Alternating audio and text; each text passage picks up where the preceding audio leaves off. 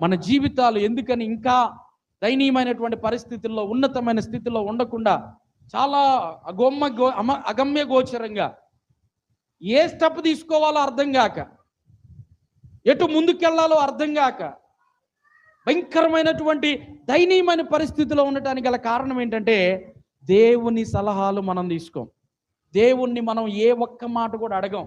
ప్రభువా, ఇది నీ చిత్తమా కాదా, ఇది నీ ప్రణాళిక కాదా, ఇది నీ ఉద్దేశమా కాదా, నేనేం చేయాలి, ఈ సమస్య వచ్చింది, లేకపోతే ఈ అవసరం వచ్చింది, లేకపోతే ఈ వ్యాపారం చేయాలనుకుంటున్నా, లేకపోతే ఈ పని చేయాలనుకుంటున్నా, లేకపోతే ఈ వివాహ సంబంధానికి వెళ్ళాలనుకుంటున్నా, లేకపోతే ఈ యొక్క పనిని బిజినెస్ను ప్రారంభించాలనుకుంటున్నా, ఇది నీ చిత్తమా కాదా అని గనక అడగగలిగితే, దేవుణ్ణి అడగగలిగితే, మన దేవుడు ఎవరు చెప్పండి? మాట్లాడే దేవుడు. మన దేవుడు ఎవరు? అందరు చెప్పాలి. మన దేవుడు